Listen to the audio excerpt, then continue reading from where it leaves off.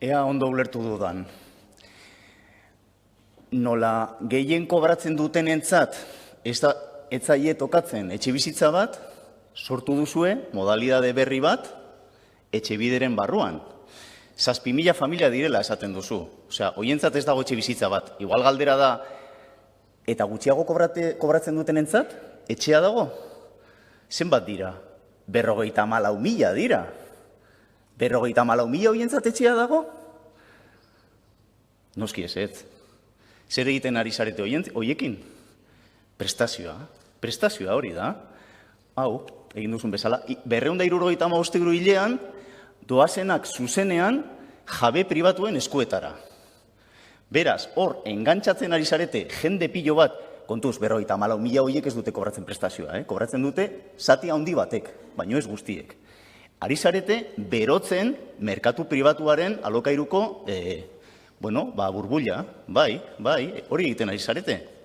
Eta orain, sortzen dezuen modalidade berri bat, gehien kobratzen dutenentzat, haiei etxe bat, emateko guk, ideia berez ez dugu gaizki ikusten, baina karo horretarako, zuen aurrekontua bikoiztu beharko litzateke.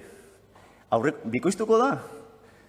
Ondo ikusiko genuke, gutxiago kobratzen duten guztiei etxe bizitza bat eskaini ondoren, zentratzea gehien kobratzen duten hoiengan. Baina horrela planteatuta, nik uste nahiko zaila dela hori azaltzea eskerrekotzat bere burua duen alderdi baten partetik. Gainera, agindu proiektu honetan, zer egingo duzue? Sakonduko duzue gehiago zuen kolaborazio publiko-pribatuaren eredu kaltegarrian. Zer esan nahi du horrek?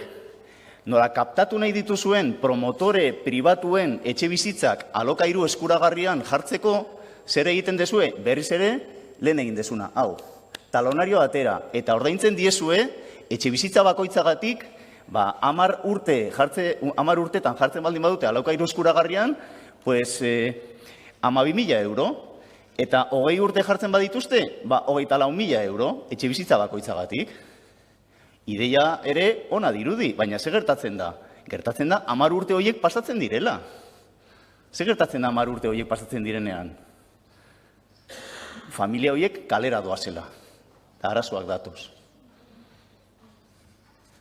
Eta EH Bildun uste dugu, beraz, etxebizitza politiketan erabaki estrukturalagoak hartu behar direla. Eta alokairuko etxebizitza politiketan zehazki, politika iraunkorragoak hartu behar direla. Eta uste dugu, familien bizitza ibilbide osoa bermatu behar dela administrazio publikoetatik, haiek nahi baldin badute, alokairuan jarraitu ahal izateko. Eta badirudi zuen ideia dela, jendeari alokairu bat eskaintzea, etxe bat erosi ez duten arte, ezta? Eta gure ustez, administrazio publikoak bermatu beharko luke familien eskubidea, beraien ibilbide osoa alokairu sozial batean eman ahal izateko. Hori da guretzat etxebizitza politika sozial justo baten ardatza.